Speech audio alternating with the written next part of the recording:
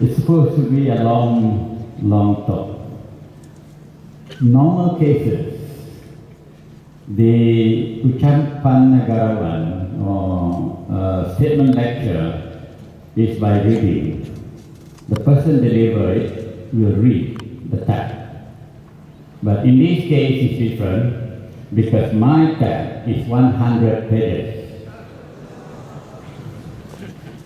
It goes into the history of Malaya, the history of Borneo, North Borneo, the history of Sarawak, date back to the 1300s, when this area was under Temasek, before it was given to Brunei. In 1368, upon the marriage of Awang Alak Tata, the king of Brunei, to anak sang Nila Utama, and he was converted to Islam, become the Sultan of Brunei, Islam yang pertama dengan nama Sultan Muhammad Shah. So, as a hadiah oleh sang Nila Utama, jajahan ini dihadiahkan kepada Allah Tata, kepada Sultan Brunei. So I'm not going to linger on that, otherwise we'll be talking history. Let me go fast forward. The history of Peninsula, as you know it, intervention of the British put aside the Portuguese conquering Malacca, Penang in 1791, and the most critical thing was when the Pangkor Agreement, because he related in what I'm going to talk later on, the Pangkor Agreement was signed, and the British resident advised the Sultan, and there was a lot of controversy. I mean, you know the history of that part. And the advice of the resident must be solved and must be adhered to by the Sultan. From that day on, the Sultan is no longer absolute monarchy. So as a result of that, following the 1874 agreement, there are many more. Pahang 1888, and then of course the Anglo-Dutch Treaty that Malacca became British, and the Kelantan-Kedah-Perlis Anglo-Semitic Treaty 1909, which made the whole of Malaya become British property. Not that Malaya would like to hear that, but that is what happened, how British look at it.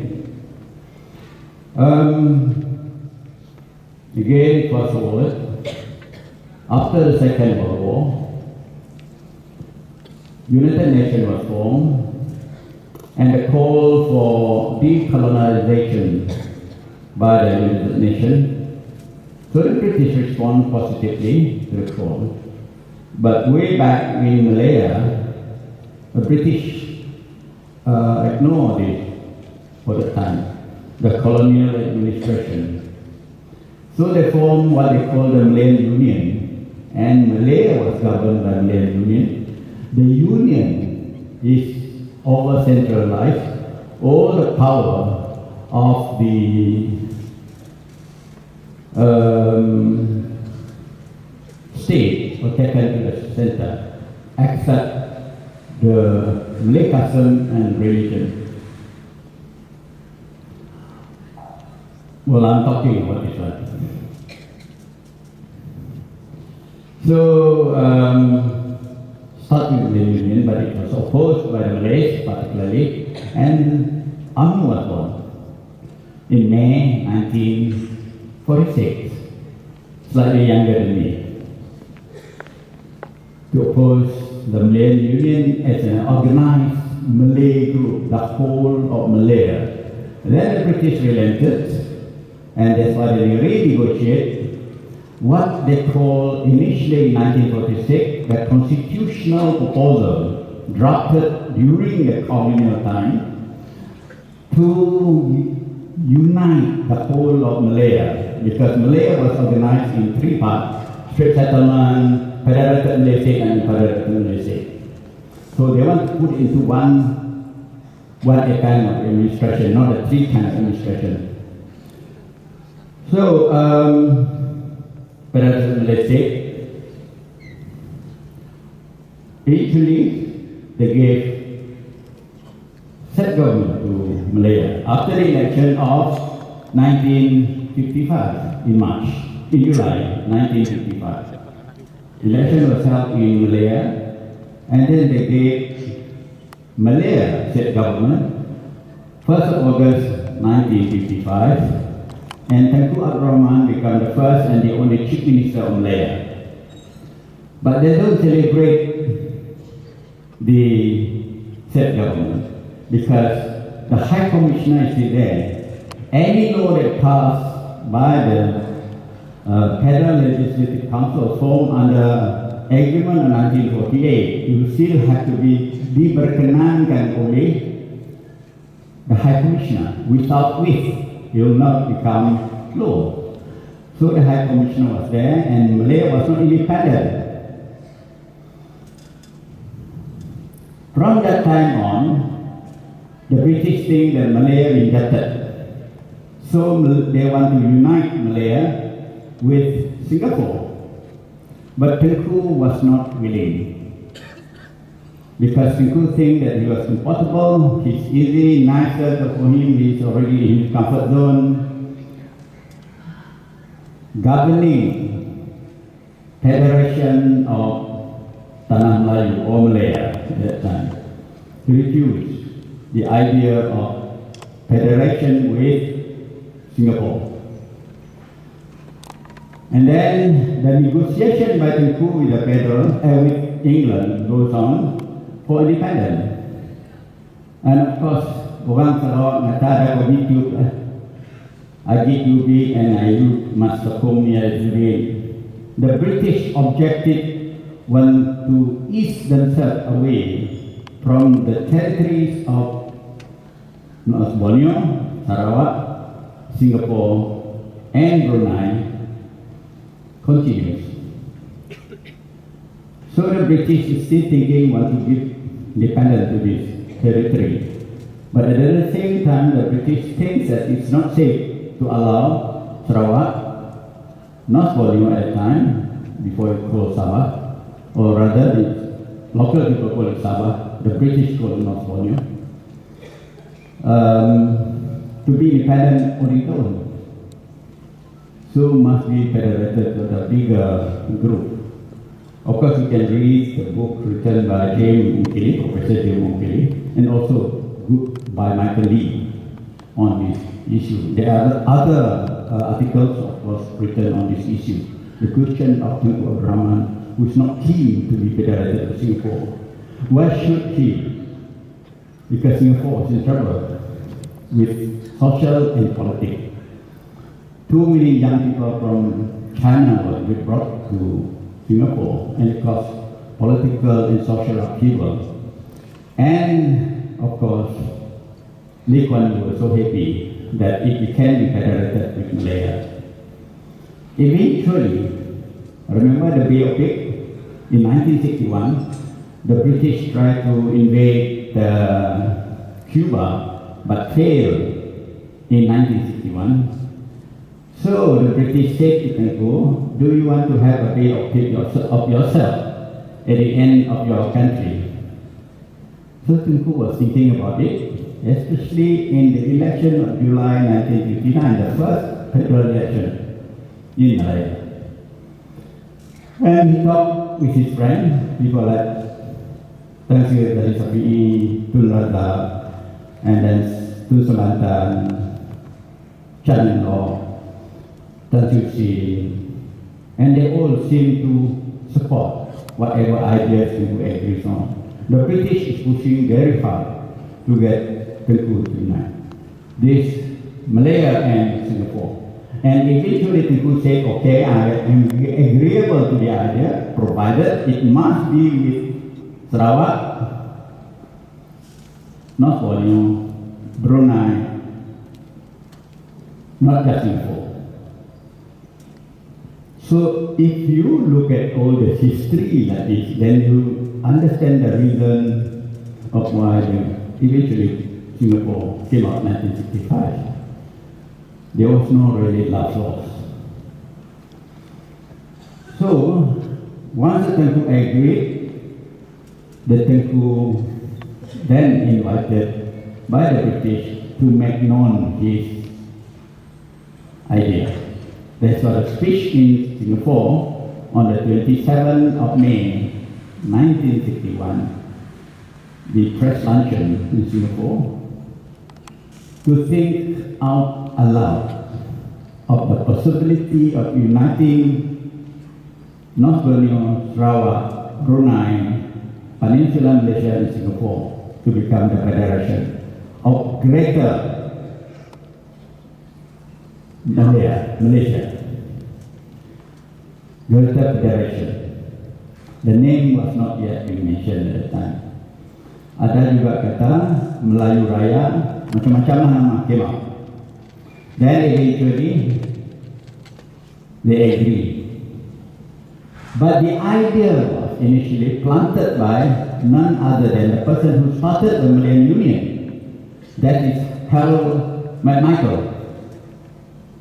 Harold McMichael was a person on behalf of Leonard Floyd, the Minister of Commonwealth Affairs, UK, persuading this, the Commissioner General of Southeast Asia, British, Harold McMichael, the idea of becoming Malaysia.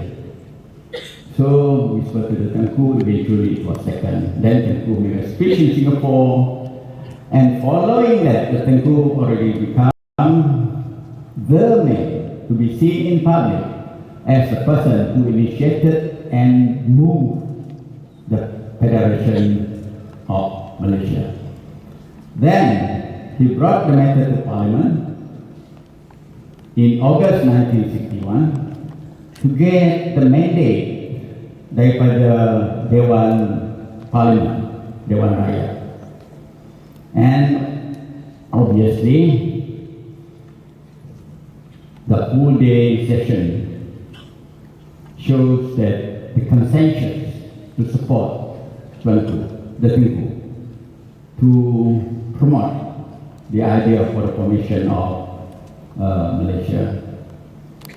So jadi apabila sudah berlakunya pemusyawaratan dalam masa yang sama, Commonwealth Parliamentary Association, it sounds like nothing, just parliamentary instrument, a platform for MP to discuss political issue all over Commonwealth. But then in this particular purpose, idea, it was CPA who did a lot of work. Then a special section of CPA was organized to invite participation of representative daripada Sarawak, daripada Sabah, North Borneo, Singapore of course, and Malaya. Then after several meetings, then they decided to form what we call Malaysia Solidarity Consultative Committee, MSCC. The MSCC made a lot of meetings, quite a number of meetings, and in the one or two meetings, Tengku presented this idea. Why it was good for Sarawak to be part of this project, this proposal to form Malaysia. So it's very persuasive. Tuanku raised the issue of development. Tuanku raised the issue about progress, education, and security. And it was reported in the press. I think not many of us around here during that time who have read the papers about the report in the press about the Tuanku's proposal, and in fact most of the people who talked in the MSCC meeting in Kuching were reported in the local press. That did a lot of wonder to persuade, especially the urban people who read papers, to be influenced by the statement made by leaders from Singapore particularly, and from Tuanku and others on the formation of Malaysia. And at the same time, the British received memo from indication from MSCC, dikata mesti buat commission inquiry to find out the wishes of the Sabah and Sarawak people. So that's how in February, the date, I think, 1962, Cobble Commission, Lord Cobble was first approached and given a letter, and then later on, Lord Cobble formed the Cobble Commission. And the Cobble Commission was formed in January 1962, and by February 1962, the commission already in Kuching. They met there, studied in Kuching, also in the southern, that's the name of the capital, Kota Kinabalu by that time. Saya pun ada siapa mesti tanggal lagi. Okay, the Commission of Inquiry stayed 59 days from February, February, March, April. 59 days in Sarawak and Sabah before they finish their work. And they, of course, interviewed a lot of people in Sarawak and Sabah, and of course a lot more in Sarawak. They received memorandum as well. But of course, a lot of people say that it was a referendum. Sound like a referendum, but not large enough, not big enough to cover the population of Sarawak and Sabah at the time. Let's say you came across 4,000 people. Sabah has got about 450,000 population at that time, and Sarawak has got 750,000 roughly population in Sarawak. But Sarawak bigger in terms of population. During the time, the Cobble Commission making their works in Sarawak. And I go through very fast, without mentioning the date. By August, the report was completed. And it was submitted to the government of United Kingdom. And United Kingdom government invited Malayan government to have a look at the Cobble Commission report before it was tabled in the House of Commons for endorsement. And then it was discussed, deliberated. If you look and read at the Hansard of House of Commons, which I did long time ago, and that's why when people talk about an MSCC, small men like me at that time did a lot, long time ago, involved with it. I did my research in 2000, 2001, 2002. I got a photostat copy of my the segment of all the members of Parliament of England to discuss about it. So it was deliberated. Of course, they say a good thing about the federation because no way Sarawak and Sabah can even make something out for themselves. I mean, in manufacturing process. So therefore, it was good to have peninsula to dalam kata orang kini itu ialah hand holding the state that is less developed.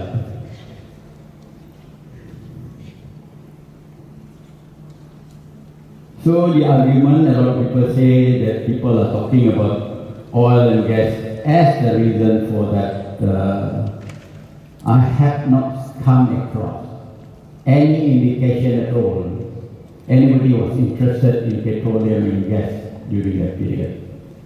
Actually, if you look back, in 1873, when Charles Bannerbrook, the last one, Charles Brook, was informed by militarists who all over Miri at the time realized there was petroleum in Miri and informed the Raja, and the Raja was not interested.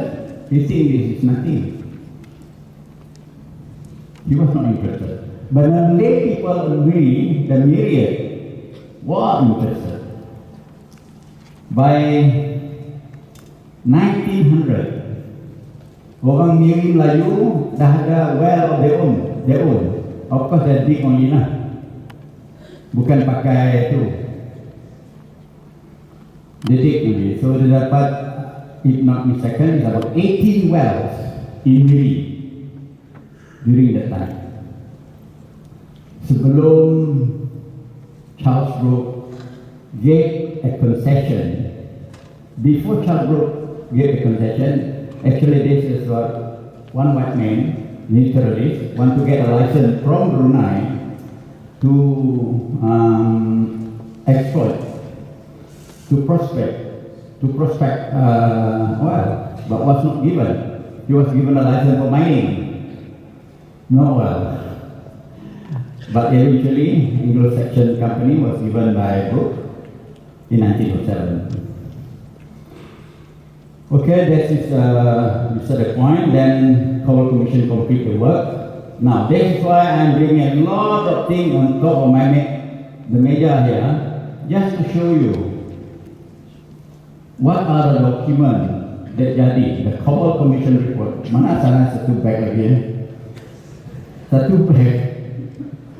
You see, I brought a lot of bags. I just want to show you what it is. You buka.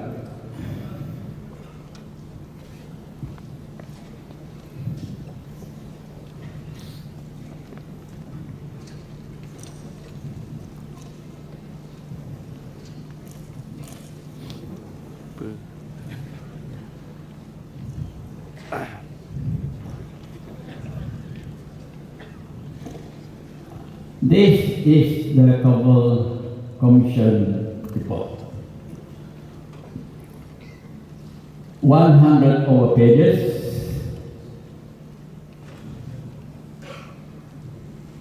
100 over paragraph, relevant paragraph, on what they found. So, upon receipt this one, and once this Cobble Commission report was endorsed by Parliament of England and agreed by Government of Malaysia, then the Government of England and the Government of Malaysia agreed to form intergovernmental committee to study this Cobble Commission report.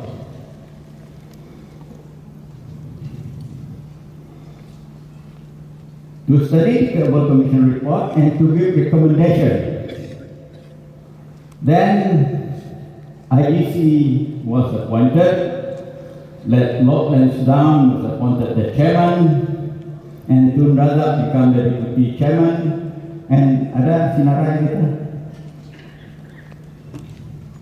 Coba buka semua tina tangga nama-nama kita orang Sarawak saya. That's our members of the slowly up. YABhg, he was the Secretary of State at that time. And all those are our members representing in the Intergovernmental Committee. Then Intergovernmental Committee has several meetings, both in Jaafar and in Kunci in KL.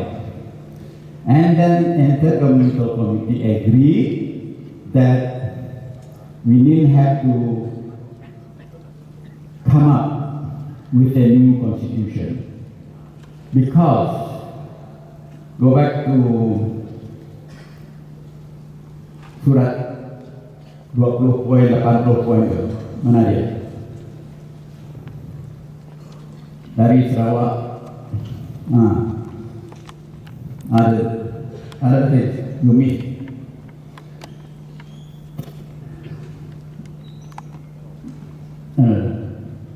The 20 poin dari 30 poin. When they were given the commission punya report, at that time during the meeting, they also received, dia juga menerima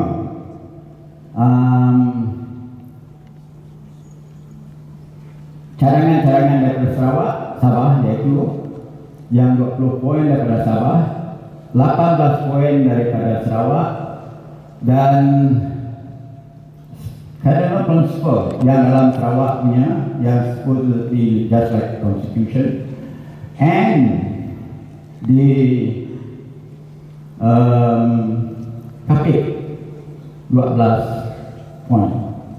So, Global Commission report plus those 20 poin, 18 poin, 12 poin, 9 poin was put together on the table of the Intergovernmental Committee for them to study. After they finish studying that one, then the committee, ini dia, Global Commission report, and there's a date also given, 29 Ogos 62, the North Borneo 20 point, 3rd September 1962, the Sarawak 18 point, the Tuan Pemerintah Kapit Randak, and Brook Cardinal Principle, given to the Intergovernmental Committee to study. Because they are supposed to do the framework for the Commission of Malaysia. So after the meeting, then they agreed one thing. The first thing they agreed was to adopt the Constitution of Federation of Malaya 1957 and to come up with necessary amendment to amend that Federal Constitution of Malaya 1957 to become the Federal Constitution of Malaysia.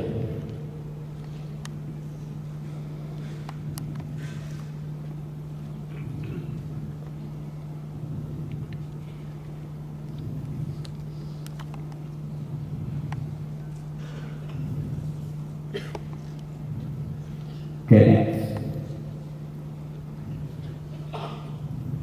Okay, after this study then, there's another one. What are the things they submit to Intergovernmental Committee? What they submit to the Intergovernmental Committee? The Intergovernmental Committee formed 5 committees. Constitutional Committee, Administrative Committee, all these 5 committees were formed. Were the 5 committees?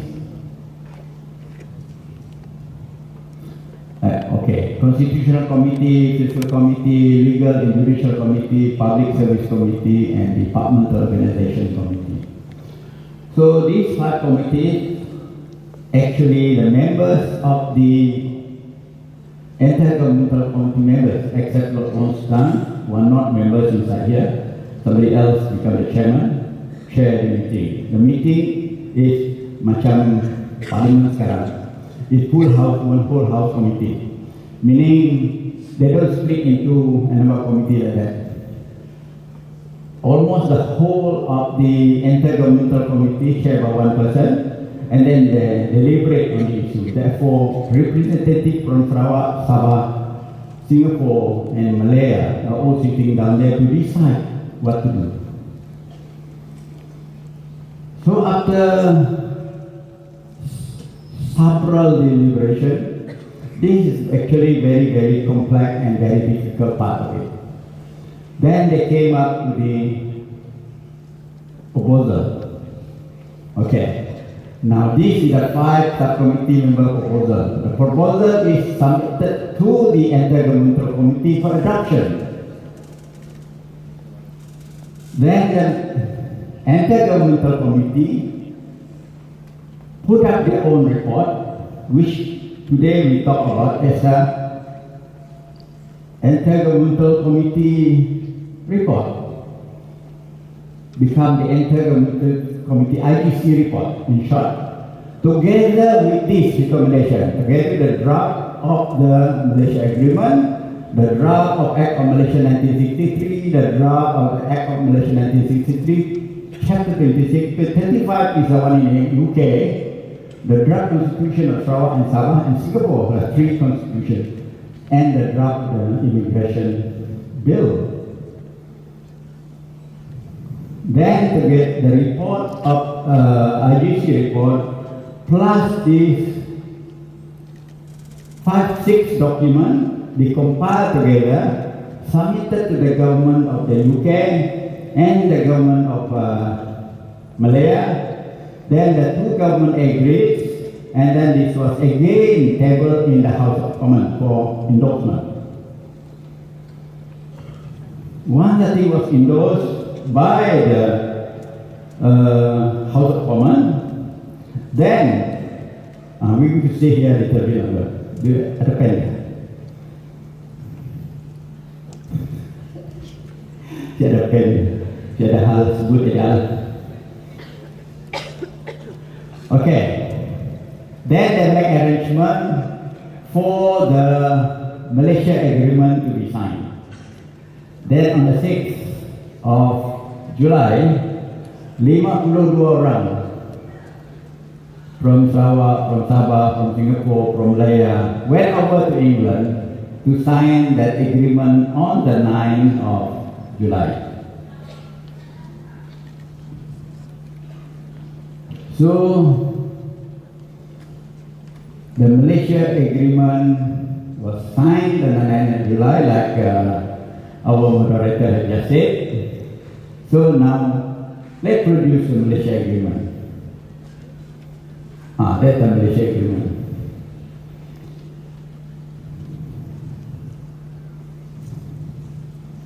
If you look at the Malaysia Agreement, it's only 1, 2, 3, 4 pages. 4 pages. Let me go down one by one. Article 1. Colonies of the North Borneo, Sarawak and State of Singapore shall be federated to existing states of federal government. This is to allow the 3 territories of British territories.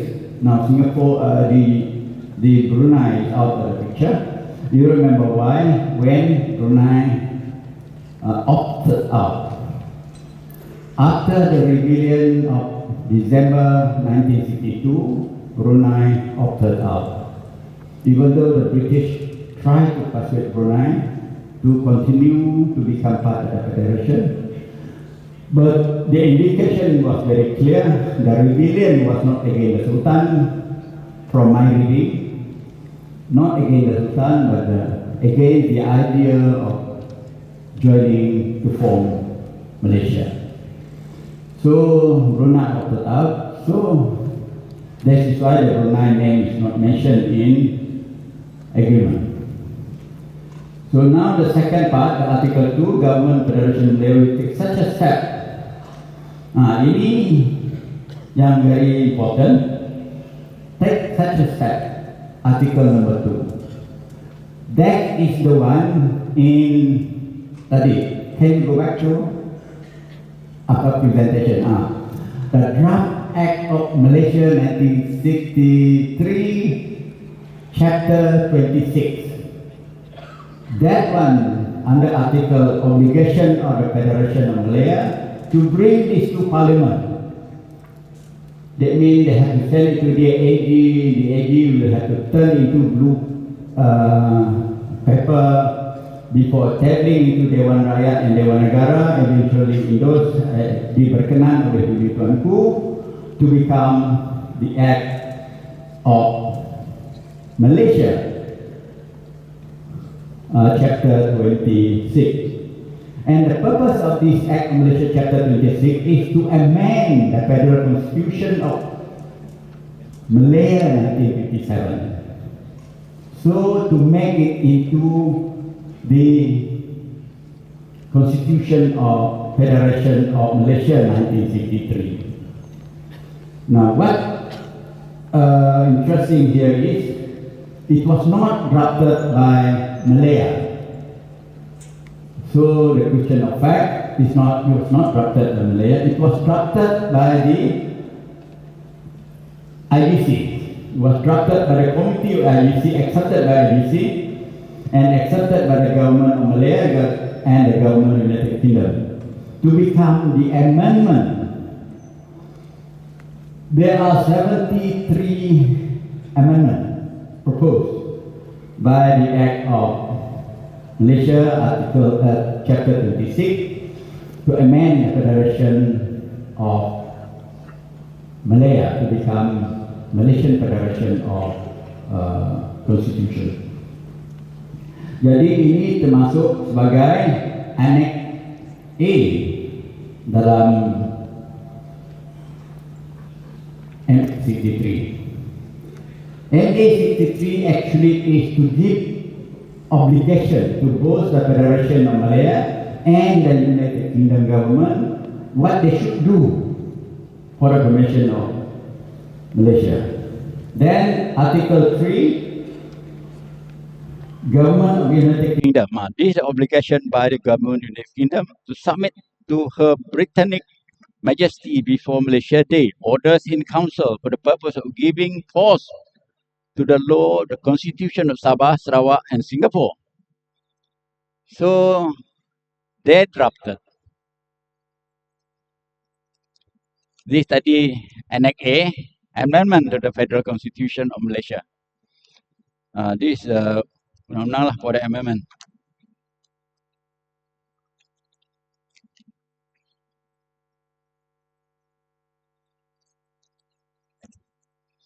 Then the Annex C, there's Annex B, C, and D. B, C, and D is the Constitution of Singapore, Constitution of Sarawak, and Constitution of Sabah. But before Malaysia Day, it must be already passed, approved by the Queen in Council, because they want to enforce it.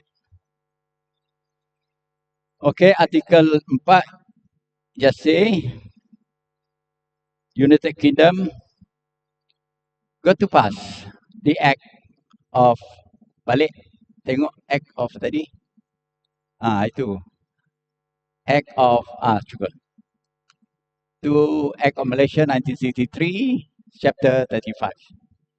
The reason why this Act is very important because this Act will enable Her Majesty the Queen to relinquish her jurisdiction and her sovereignty over the territory of Sarawak, Sabah, and Singapore. For so long as this jurisdiction remains there, we are not independent. That's what you mean.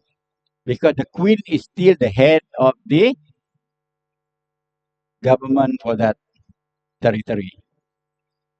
So when it is seen to be lifted, We will follow according to this article. It says on Malaysia Day. So when it was Malaysia Day?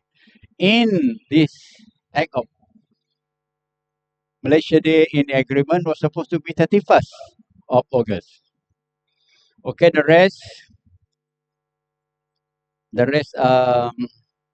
about administration. I just want to explain this part about Act of Malaysia.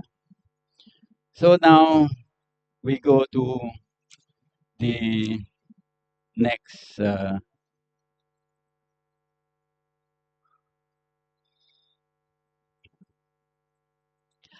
This one already I mentioned already just now. Two important thing. Two important thing. One, for the British government to pass the law, Act of Malaysia, Chapter 35, and to have the Constitution of Sarawak, Singapore, and Sabah to be passed by the Queen in Council. Fourth, and then of course the Queen to relinquish her sovereignty and jurisdiction over the three territories before they become or could become independent.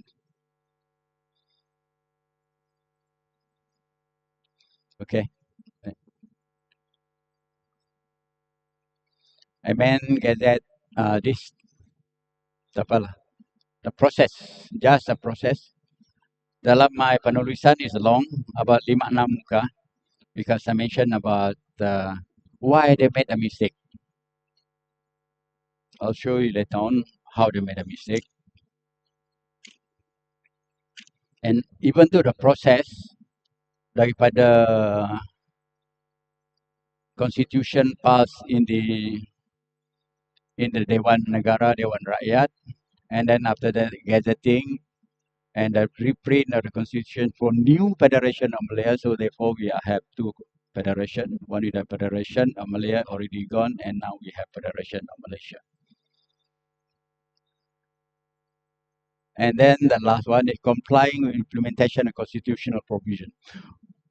This compliance is mentioned in Article 8. The government and the Federation of Malaya, North Borneo and Sarawak will take such legislative, one, executive or other action that may be required to implement the assurance, undertaking, recommendation contained in Chapter 3 of Annex A, that is the Act of Malaysia Bill, and B of the Constitution, and the report of Intergovernmental Committee signed 27th of February. So that is where Intergovernmental Committee report become part of the Constitution. So now, okay. Okay.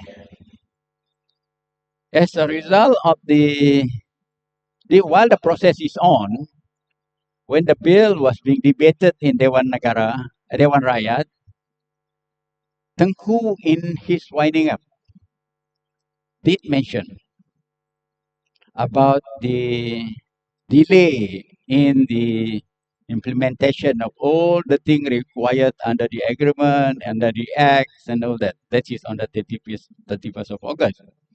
The debate was on the 18th of August.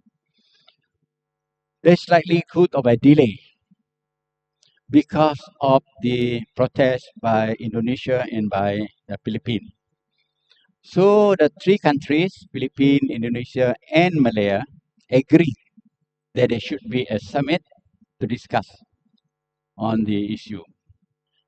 Then they have a meeting in Manila and eventually call it Manila Summit on the 29th of July 1963 until 3rd of August 1963.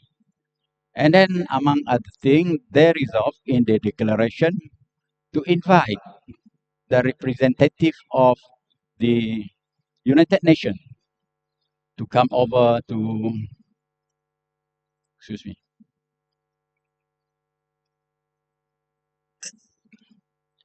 to come over to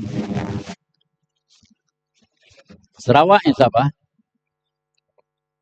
to find out the wishes of Sarawak and Sabah people.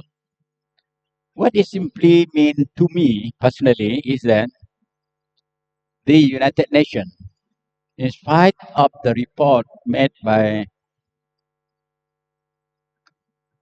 Kabul Commission, is still want to find out more. They mean to verify the Kabul Commission report. Because eventually, this thing will become a treaty. The treaty entered into by the British government and the Malayan government for the formation of Malaysia and the independence of Sarawak, Sabah, and Singapore. So United Nations very fast, even though on the 23rd, on the 3rd of August they finished the meeting. By the 13th of August, the 9 members of United Nations came to Sarawak on the 13th. And the team was led by, lupa nama, not Utan. Utan was there, but he was not the leader of the team. It's called the Commission of Inquiry into Malaysia, United Nations Commission of Inquiry. To come over to Sarawak and Sabah to find out the wishes of Sarawak and Sabah people on the formation of Malaysia, meaning to verify the Kabul Commission report, whether it is correctly done or properly done, or whether or not the people mentioned there was truly appeared before them or not. So they stayed until the 9th of September. It was rushing, like really rushing. Can you imagine how many days from that time to that time? And then they go back. And the process of bringing it back, the report back, the team go back to United Nations. Bukan senang pergi those days. They got to hop like kangaroo. From Kuching to Singapore, from Singapore to Guam, from Guam to Hawaii, and then to New York. Then report to the United Nations. Normal process, yeah. The normal process of United Nations. It doesn't go to UNGA. It goes to the committee, Social Political Committee. And the Social Political Committee will deal with. I appeared several times Social Political Committee and gave talk in there, deliver my speech in there several times. And the committee, if unanimous, maybe they have a mandate and report back to the United Nations Secretary General to say that the committee have no objection. Because UNGA normally have a meeting after that. So the committee will report to UNGA, that is United Nations General Assembly. But if there is no objection whatsoever, then perhaps they can substitute the whole process of getting the endorsement of United Nations. So that seemed to be so short because remember, it was on the 9th of September they came back. And on the 16th is already the date that is supposed to ganti the 31st of August. Because what happened was, during the time when Tuanku was made aware about the protest of Indonesia become serious, so they all agreed, the UK agreed, Singapore, Sarawak, everybody agreed. So they entered into an agreement. Again, in Singapore, the supplementary agreement, dated 28th of August, to change the date from 31st of August, Hari Malaysia, date of 31st of August, to the 16th of August, 1963. That's how we saw the change of date. In all the document you say it is 31st. But all of a sudden, the small thing at the end there, if you look, just a short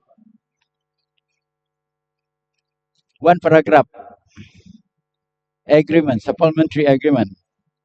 It is agreed that Article 2 of the agreement relating to Malaysia concluded in London in 9th day of July 1963, date 16 September, shall be substituted for the 31st of August. And that the Act of Malaysia Parliament Federation of Malaysia shall, with a consequential amendment, come into force on the 16th September 1963. So that's all. So they sign. Orang yang sign ni Duncan Sandy, United Kingdom,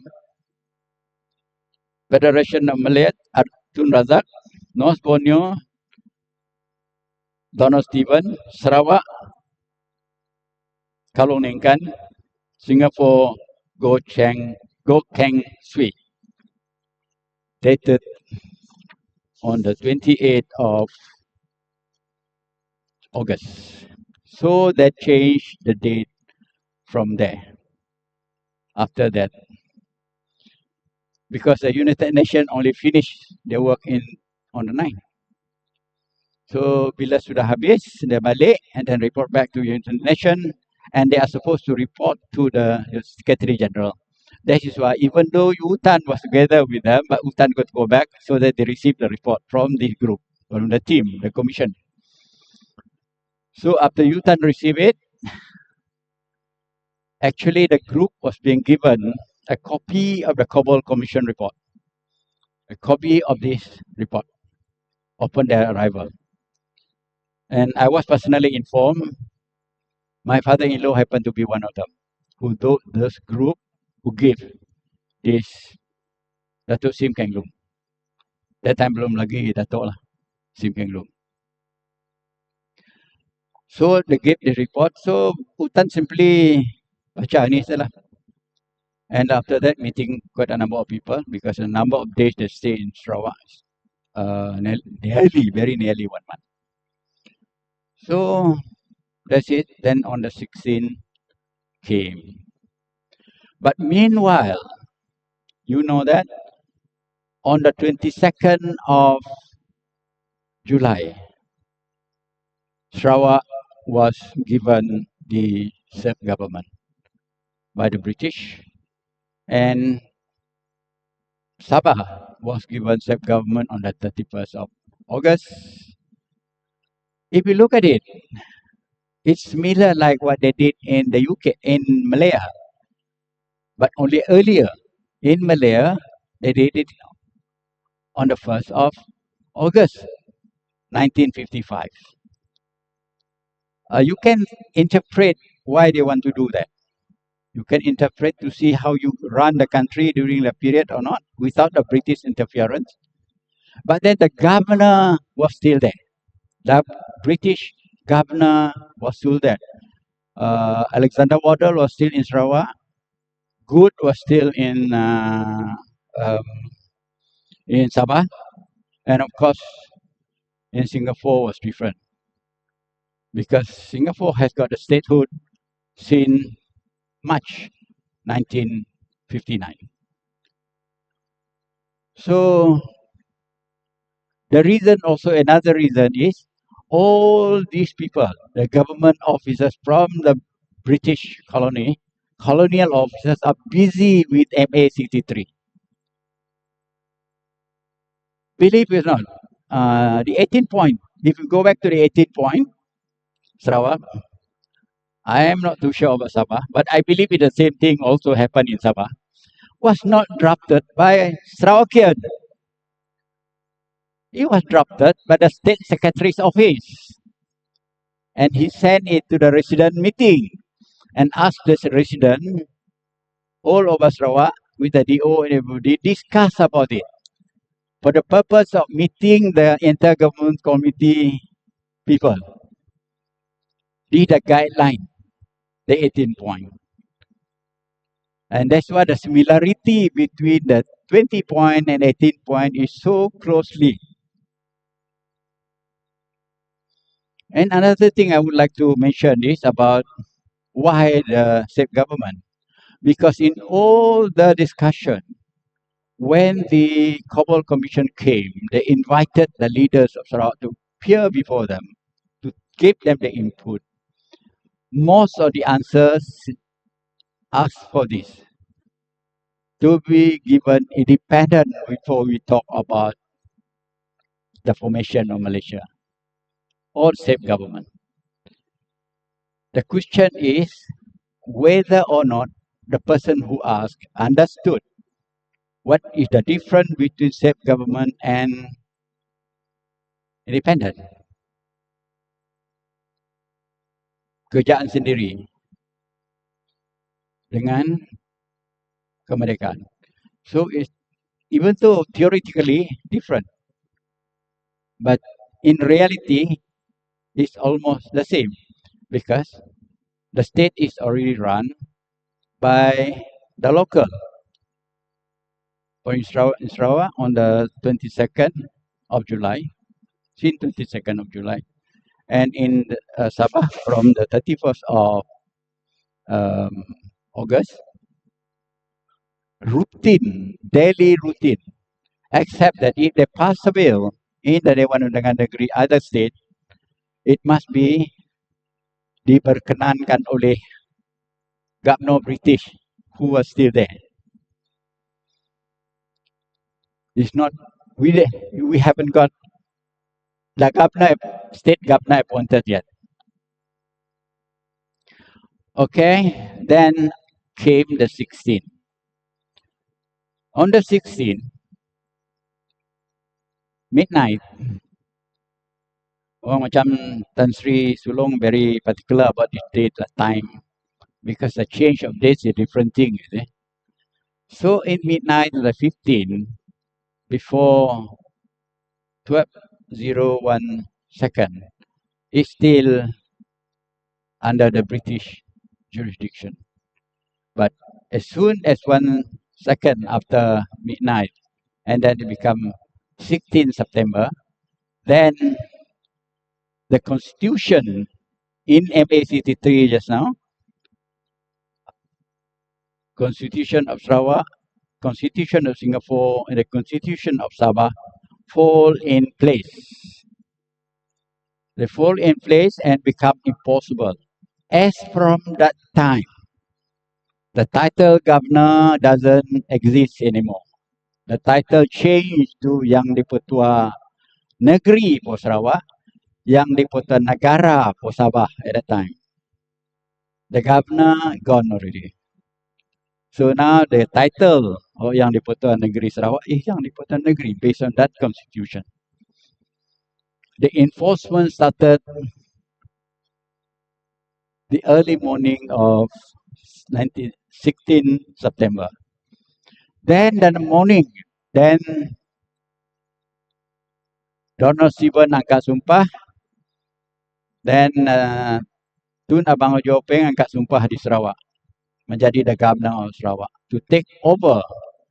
So there was a little vacuum in between there, between midnight to the morning when our local Yang di-Pertua Negeri take over the role as Yang di-Pertua Negeri. Why it is very important? There again, if you look at mana saya punya buku.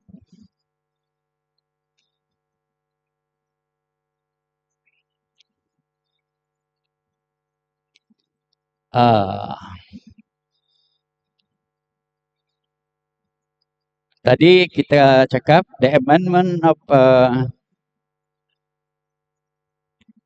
Act of Malaysia 1966 chapter 26 jadi this Federal Constitution of Malaysia. That article C, Annex C, fall in place, then it become the state constitution of Sarawak. Okay, once it becomes state constitution of Sarawak, why we must have the government?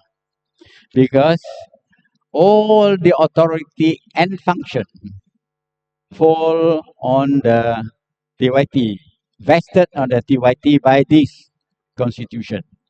Because our country, like all the Commonwealth countries, adopting Westminster model of government is parliamentary democracy and constitutional monarchy, meaning the governor is constitutional governor or Yang Dipertua Negeri. Okay, that is why the kuasa is here. Otherwise, the government cannot work. That's why there's no vacuum in between. There should not be any vacuum in between. So, on the 16th, pengisytiharan. So, jadi now we have already the situation. We have already become independent on the 16th September 1963. We have our own constitution, and based on this constitution recognized this constitution. So both this has got the authority. This one in the state's authority, this one the federal authority, which in the federal constitution. Tadi dimention oleh Tuan Moderator, Profesor Moderator, berhubung dengan the powers, legislative authority, divided into 3. Setengah jam. Ada orang nak jam juga. Actually, orang nak jam tu asking the speaker to stop.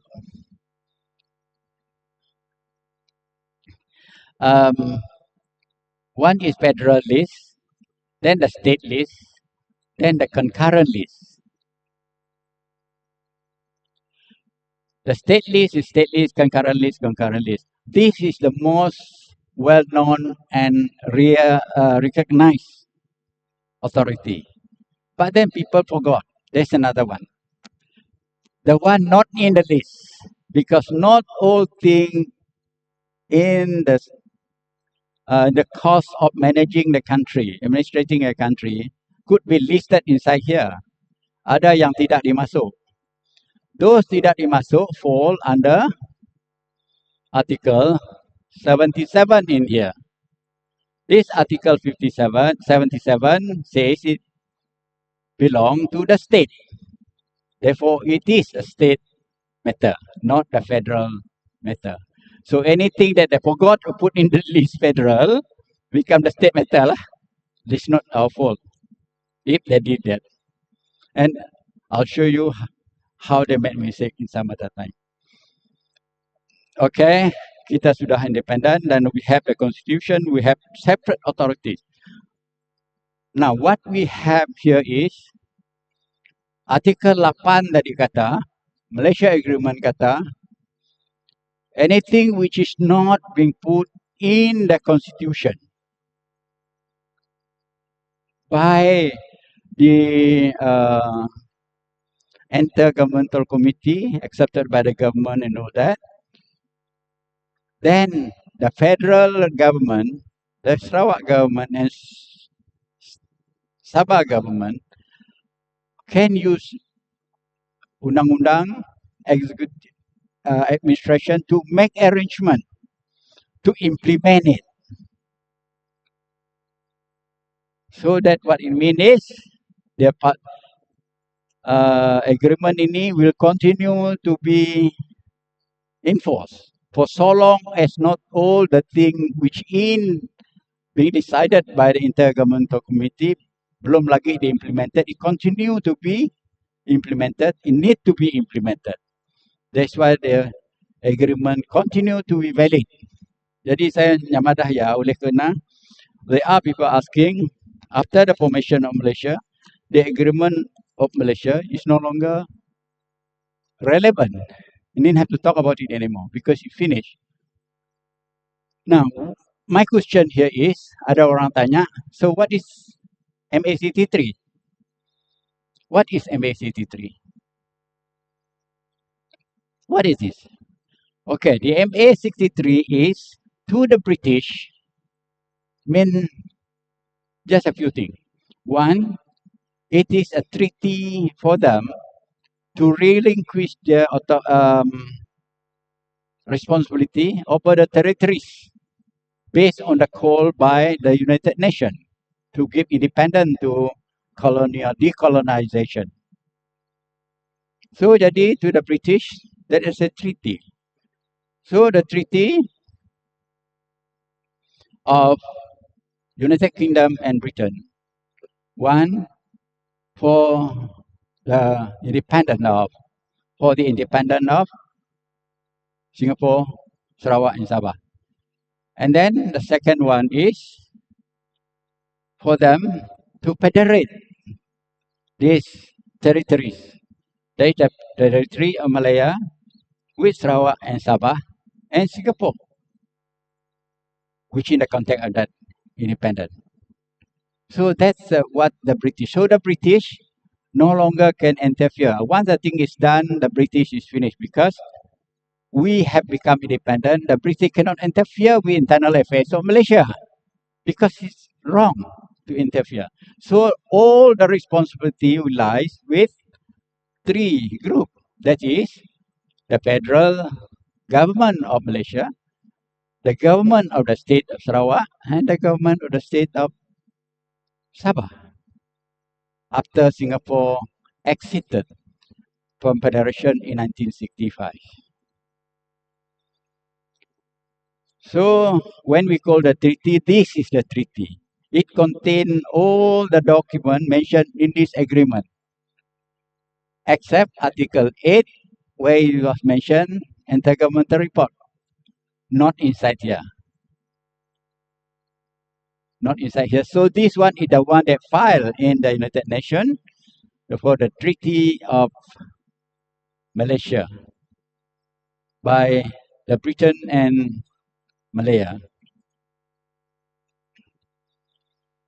But for us, in addition to this one, we have still to refer to Commission report, refer to intergovernmental report.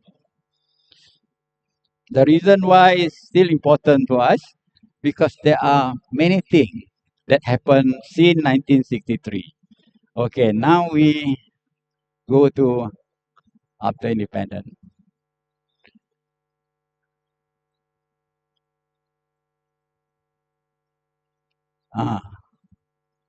Banyak tu. Okay. What they did. Okay. Oh, tu ada tu. Okay, if you look at the first one, extended the application of the Continental Shelf Act 1966. This Continental Shelf Act and Oil Mining Act 1966 was created for Malaya. They can't extend it to Sarawak because they tantamount to encroachment. That our continental was defined, remember, by the Declaration of Queen Elizabeth 1954. After everybody was declaring their continental shelf in 1945, started by Truman, the president of the US. Then Queen Elizabeth quickly made her own declaration as well. That includes Sabah and Sarawak. So we have our own territory. So that is why the government of that period realized it. This law cannot be extended to Sarawak because it breached the agreement. We are not like the state in Peninsula. State in Peninsula was formed in 1948. They have no other condition. They never had a condition. We have the MA63 as a condition that you cannot do anything with us unless we agree to it. So then the second thing, then they enacted the Petroleum Development Act. Now it become a public discussion. You can interpret this thing in two ways. Okay, let's say you interpret it very simply. PDA 1974. You take our natural resources. The resources is belong to the state. Okay? You cannot regulate the state resources. The federal cannot. Unless the state agrees. So let's say you just a resources management. If resource management, then you have to look into Article 161E, Federal Constitution. Article 161E, it requires the consent of Yang di-Pertua negeri if you want to regulate it. So how the regulation ada Pertua negeri punya consent? It's not just kalau sekarang lah dengar yang Peter ada pergi ke Rekona, Pian Cafe, pergi ke Yonghua, datang sana bawa kertas. Jumpa TYT sign, tolong sign saya minta konsen kita. That is not correct. Remember, under the Constitution, TYT can only act upon advice of the Cabinet. Okay? Therefore, they must, before they do this, get the permission from the state government, then they discuss in the Cabinet, agreed in the Cabinet, then the Cabinet produce a resolution, bring to the TYT, Tun, or Datuk Sri, whatever at that time. Datuk, this is the resolution of Cabinet that federal want to regulate our oil and gas, and we have agreed that only TYT can sign, not that TYT while having breakfast or having lunch or dinner. Neither has the Chief Minister has the authority. Mun ada Chief Minister sign at that time kita dengar, that the signing without authority. Mun si percaya, tanya Tan Sri ya. Federal Court Judge ya. So it will not be consistent with the Constitution. Anything signed with not constitution with the Constitution is not valid. So this was another blunder. At that time, okay, let me tell. Berapa banyak kita? Ya, habis 10 minit mati kita. Saya tu cakap setengah hari. Okay. Yang kip alam pasal saya dah hal. If you look at the Oil Mining Acts, the reason why they tabled this bill in Parliament, remember the Jom Kicho War in 1969 between Israel and Syria and Egypt. As a result of that, the oil-producing country, they're mostly orang Arab, weaponized petroleum. When they weaponized petroleum, I have a long article written on how they weaponized article. I took it way back, maybe 15 years, 20 years ago. It's my dalam laptop. Siapa interested?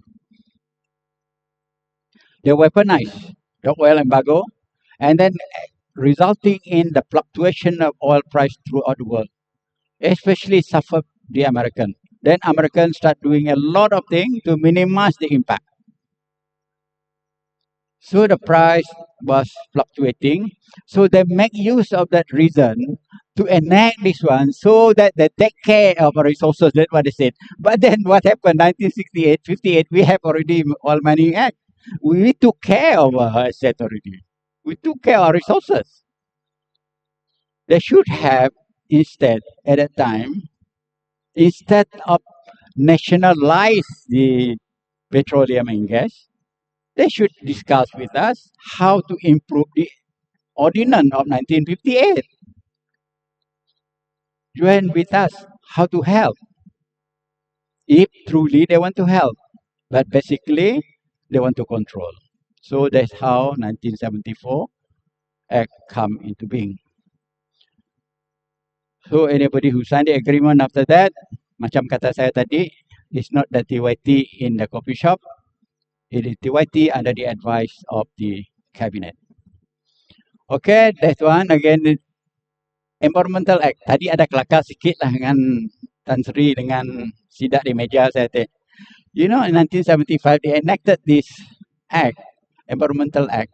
Now, I give you environment is not in the list. Tadi I mentioned 3 lists, kan? Federal, state, and concurrent.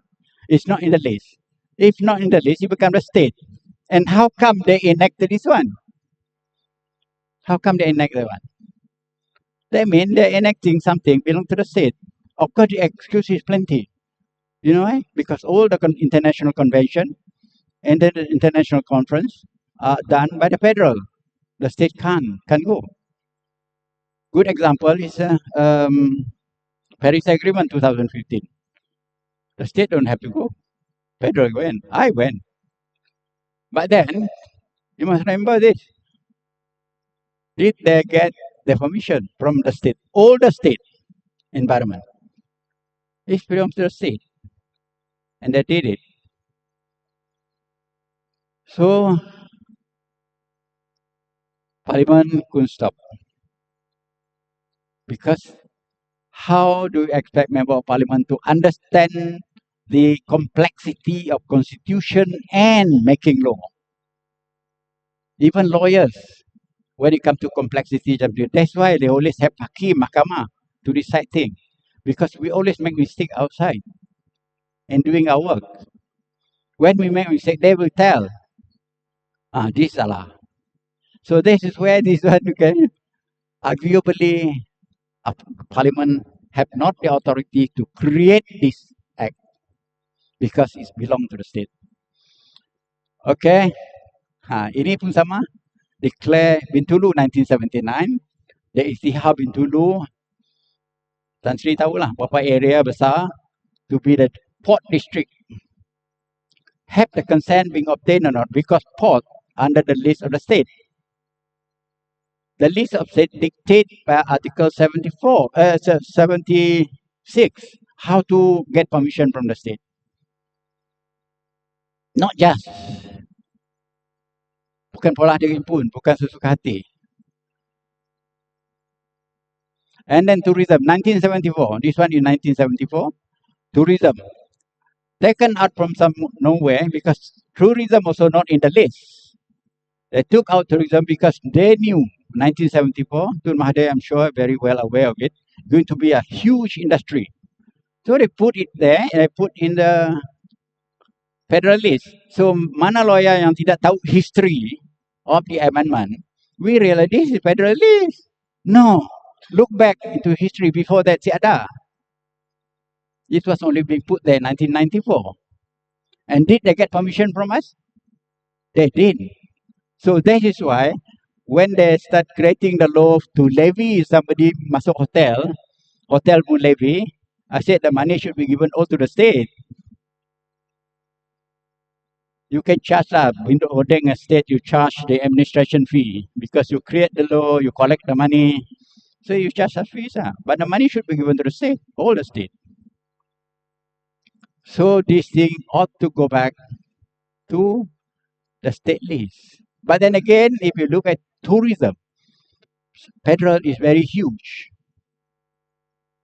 Very huge. They are all over the place. And not only that, again, go back to discussion, convention, agreement, all done by federal. So rightly, the Sarawak wanted it to be put in concurrent list so that both sides can create law. And you know, under the concurrent list, both sides can make law. If the law overlapping, then the federal law will prevail. That is okay. We can make it. So jadi lagi, then the last one, Territorial Act is a wonderful act. Can you imagine they caught all the things to say the emergency of 1969, then the law of 1979 to validate of creating this law. But this case, I don't want to discuss apa saya wrong because it's still in court. But still, I feel that you are shrinking the territory of the state. You must comply with Article 2 of the Federal Constitution. Then you must have the law approved by the Council Negeri, agreed, they endorsed by Yang Dipertuan Negeri, than all the sultan of the state to allow this kind of law to pass through. But they did.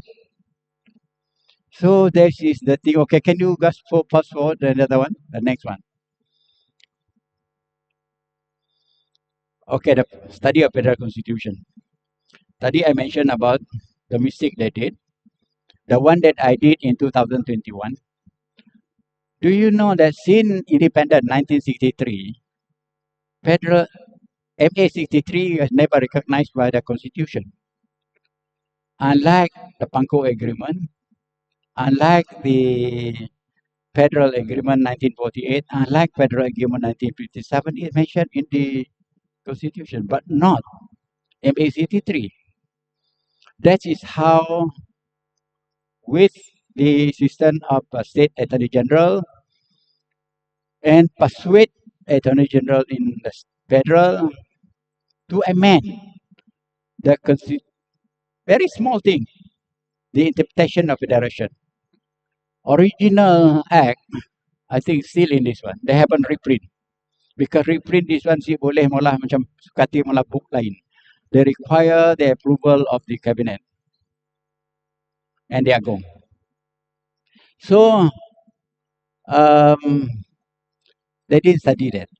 So allow 58 years agreement of Malaysia cannot be referred. Once it cannot be referred, what the implication is, that means your commission of inquiry and your IGC report can no longer be referred as a reference when you negotiate sidak dengan sidak federal. That's how big the implication is. But yet it was being ignored for 58 years. Then we worked together. I became the Minister of Law. I brought the Parliament, and Alhamdulillah, it was a fantastic result. Si ada wang, no yeah.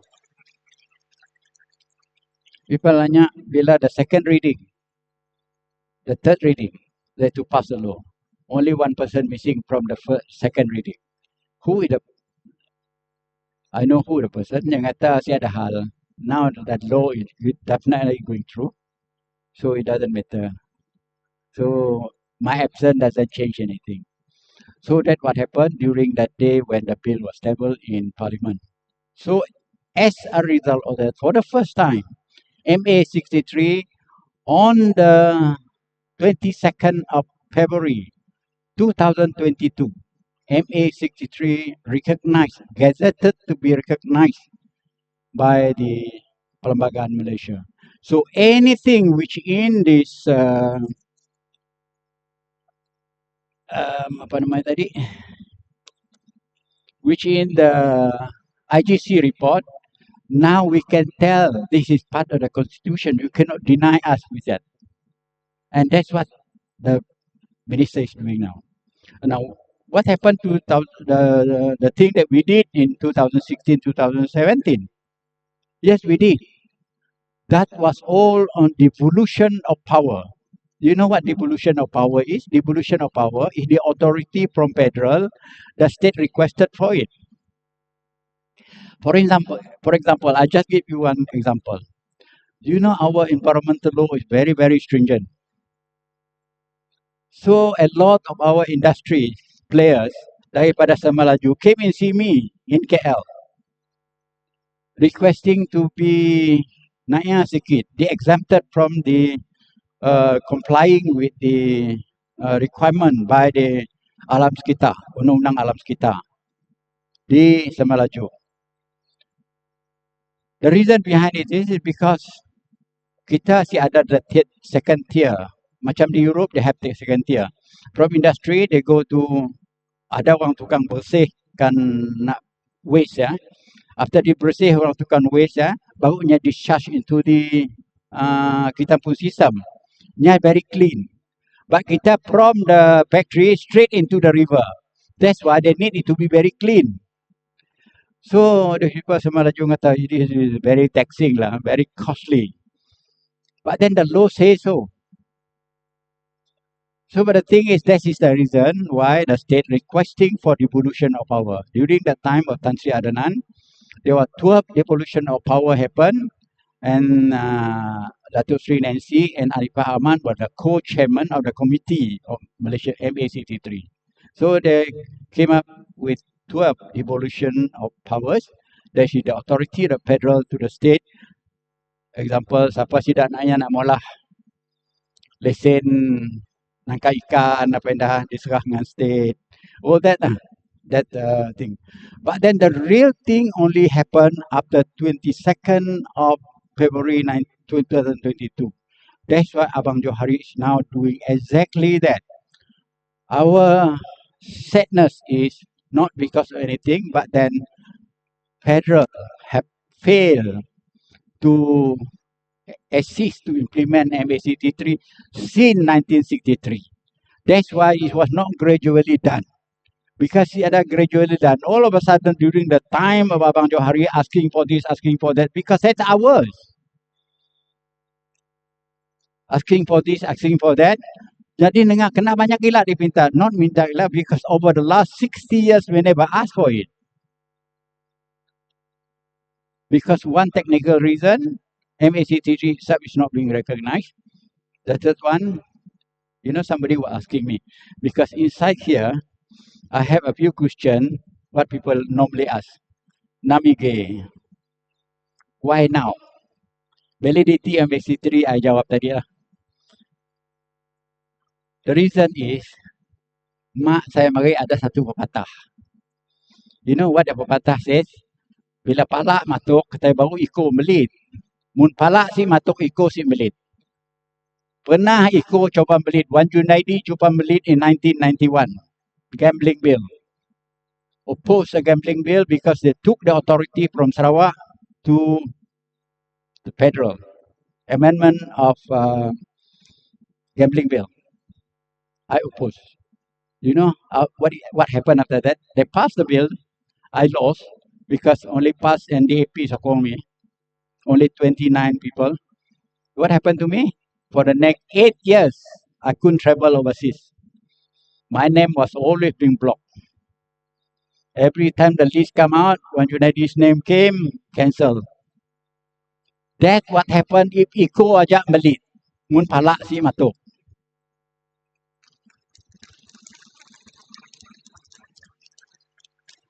So I give you the reason why only now. Now because the palak benar-benar, Iko boleh melit bila-bila masa. No worry. If I do anything, kill all of us lah. That's it. Because the boss already showed the way, so everybody else become encouraged. The whole of us are encouraged by the approach by the state government. During the time of 2017-18, Tan Sri Adanan, the awareness was created, but it was not a foundation laid. But after the foundation laid, then we can see, unfortunately, you can see that why Sidak is very angry with us, because it is the thing that we didn't do, we couldn't do for the last 60 years. So, mayong hagi utai ka dia jakuk tu, tang ketua udah ngaku 10 minit lagi. Jadi, I think up to there. So, if there is any question, you can ask the moderator. Thank you.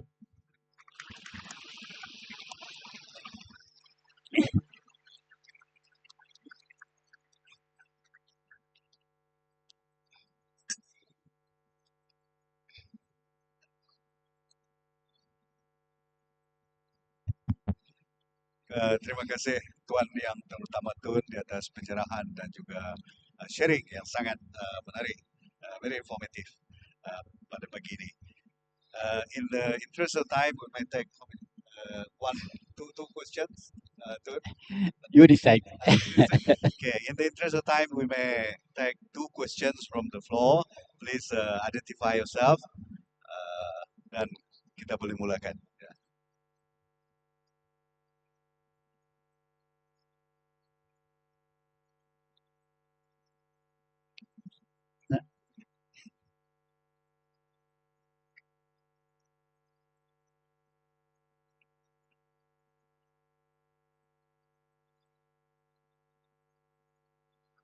Cuba. Bismillahirrahmanirrahim. Assalamualaikum warahmatullahi wabarakatuh dan salam sejahtera. Tun Pehin Sri, izinkan saya untuk bertanya soalan. Nama saya Haji Nikman bin Hartika. Saya merupakan pelajar Universiti Malaysia Sarawak. Jadi soalan saya mudah saja, Tun. Mewakili mahasiswa dan anak Sarawak, apakah pesanan Tun Pehin Sri dan peranan anak muda Sarawak dalam menyumbang ke arah kelestarian ataupun sustainability MA 63? Terima kasih, Tun. Okay.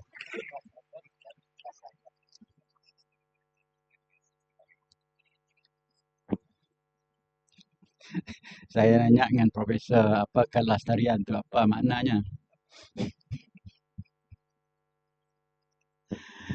Okay, MA 63 is agreement, we agree between the federal and the state government concerned, macam state Sarawak and Sabah.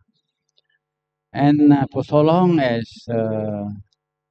what given to us, macam tadi saya beri example, not all example of how the thing was already in the perlembagaan. Because according to the agreement, it says what has not been given in the perlembagaan, it should be implemented. But then some of those have been implemented through perlembagaan tetapi ditarik balik. One of them, kata saya sebut tadi, environment. Kedua, tourism. Saya belum ada nyebut nak kena mengenal dengan Sidat Tan Sri tu, dan Hakim. Do you know before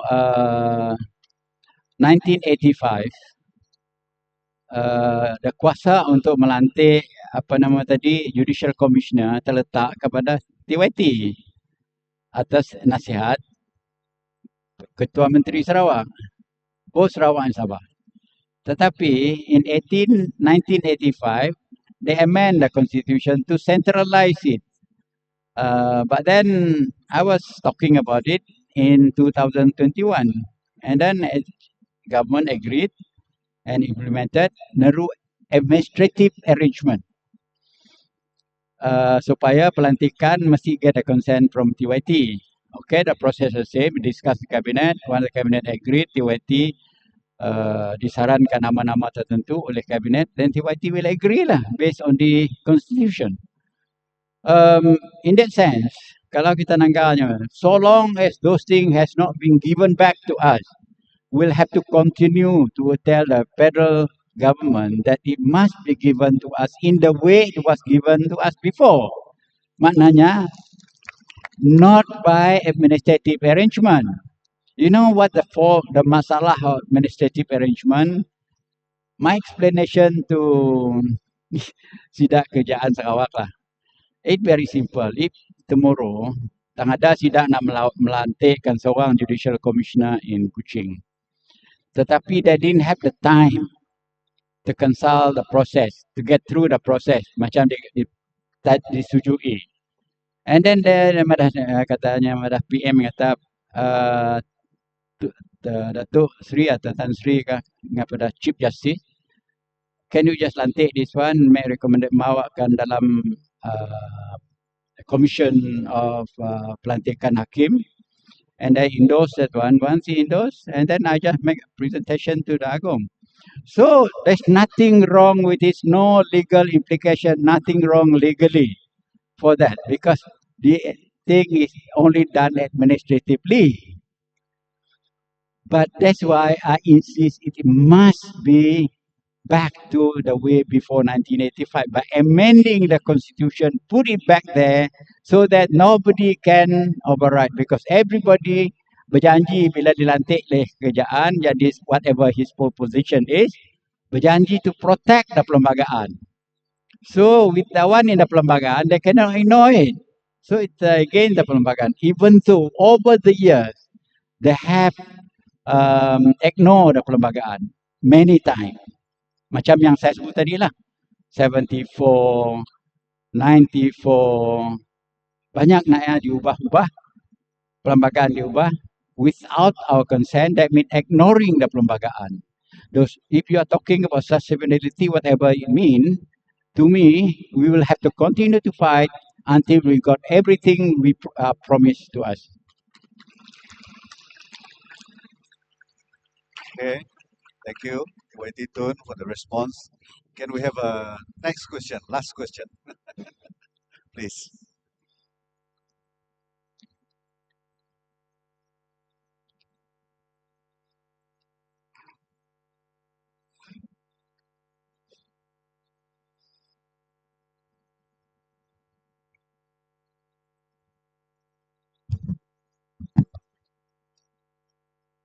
Tun Pehin yang dihormati. My name is Associate Professor Dr. Helen from Faculty of Economic and Business and the Strategy Office of UNIMAS. Thank you very much for walking us down, especially the confusing Cobalt Commission report. I'm just curious with one discussion which took place in 1962, a conversation between the late Minister Mentor Lee Kuan Yew and David Marshall regarding the citizenship back then. And it was, I don't know, I'm not sure whether it's my understanding, when entering into Malaysia, Singapore will retain the citizenship of Singapore, and Malaysia will have citizenship of Malaysia. And somehow there is a huge silence on who is going to represent Sarawak and the North Borneo. How about the citizenship of Sarawak and North Borneo? It's understandable. In 1962, we were back then still under the British, the Crown colonies. But then, to me, that's a huge silence, and it seems like a great heist, including all the things that you shared. So, could you share light into this question of citizenship back then? Thank you, Tun Sri. Yeah, I'm not very clear of your what do you mean by citizenship? Where the problem is? When this Malaya, Singapore, Sarawak, and North Borneo enter into Malaysia agreement, the question of citizenship, whether the parties retain their citizenship or whether they retain their state citizenship. One of the pain points for Brunei back then, because they wanted to retain state citizenship and therefore they backed out because of the oil and etc. So we just that my concern or my opinion that it's like huge silence on from Sarawak and North Borneo, not looking into the question of citizenship or state citizenship when it enters into the agreement. So perhaps if you could share lights on this matter. Thank you. Yeah, the citizenship, it bothers me a lot also on the citizenship. Because if you look at the present state of constitution of Malaysia, everything that was supposed to be discussed during the period before Malaysia Day is supposed to be either in the IGC report or in the Cobalt Commission report on made into law by Malaysia. But then, unfortunately, if you look at how the citizenship of Malaysia is derived, how it created in the constitution, so it became a lot of people problem. For instance, the mother give birth to a child to a foreign husband, also become a problem to the citizenship of the child. Which became really matter of controversy since 2015. And I met a lot of NGOs on the issue. We're sympathetic with them, but then again, the problem of citizenship is always referred to the Majlis Raja-Raja. When it was referred to Majlis Raja-Raja, and it's always the exclusive club who decide what to do with citizenship. Even the law we want to pass to liberalize our constitution to accept citizenship of, let's say, the child born without knowing who the mother is, who the father is, but within the state. And the Majlis Raja-Raja will decide on that. And then the law has got to be created, got to be amended, but the amendment proposed by the government was not all being accepted by consensus. So it still become a problem, and the authority now is very much on the discretion of the person who become the Minister of KDN. unless we would like to bring the issue up, because we have problem of our own on the question of getting documentation for the person to be made a citizenship of Sarawak. I got a person. His name is James Chia. The father is from Miri. The mother is from Limbang. And the couple stayed in Brunei in 1962. But upon pengisytiharan Malaysia, they were in Brunei.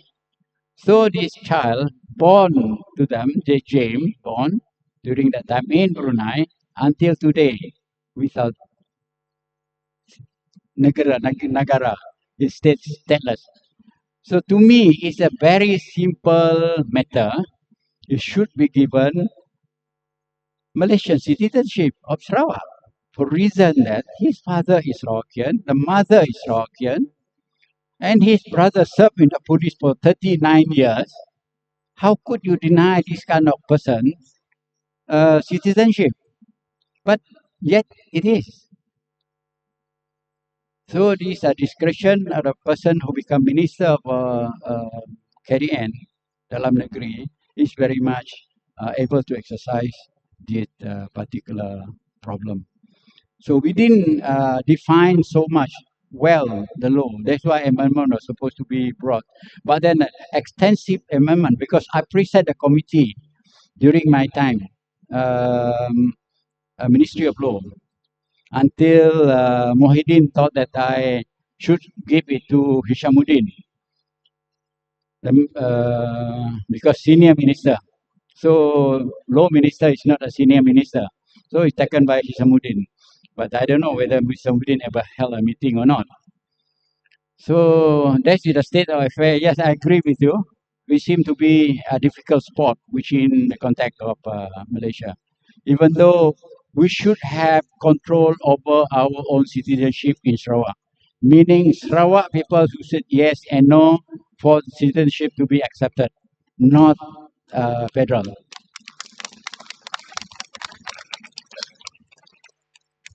Thank you, Tuan Yang Terutama Tun. I'm afraid that we have to stop here.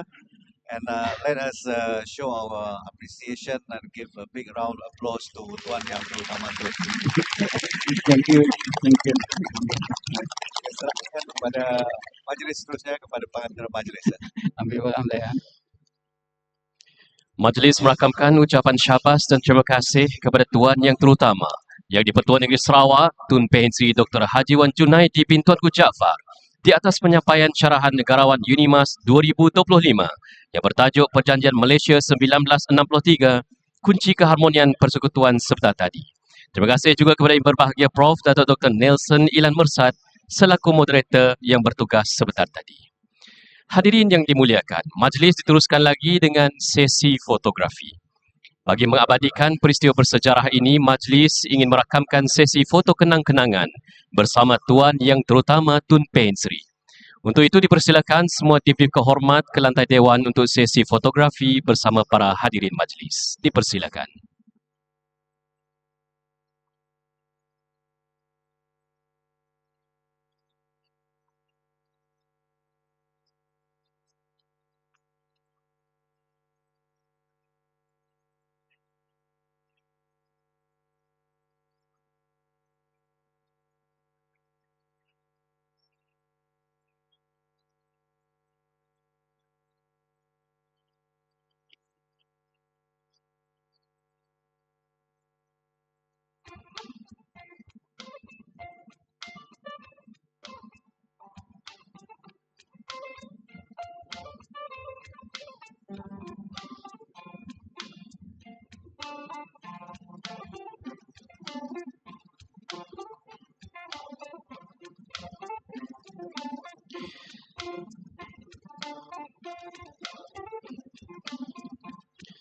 Dengan itu maka telah selesai majlis Syarahan Negarawan UNIMAS 2025 yang telah disampaikan oleh Tuan Yang Terutama Yang di-Pertua Negeri Sarawak, Tun Pehin Sri Dr Haji Junaidi bin Tuanku Jaafar.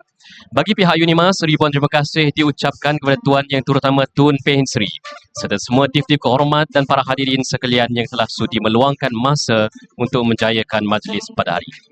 Semoga kita bersua lagi di lain kesempatan. Wabillahi taufiq hidayah. Wassalamualaikum warahmatullahi wabarakatuh. Hadirin sekalian, majlis ditangguhkan untuk solat Jumaat. Tuan Yang Terutama yang di-Pertua Negeri Sarawak, Tun Pehin Sri Dr Haji Junaidi binti Tuanku Jaafar akan menunaikan solat Jumaat di Pusat Islam Tun Abang Salahuddin Pitas UNIMAS. Para muslimin dijemput untuk bersama-sama menunaikan solat Jumaat di Pitas selepas jamuan tengah hari ini. Dan jamuan tengah hari untuk para hadirin adalah bertempat di Dewan Mutiara DeTAR Putra. Jamuan tengah hari untuk para hadirin adalah bertempat di Dewan Mutiara DeTAR Putra. Terima kasih.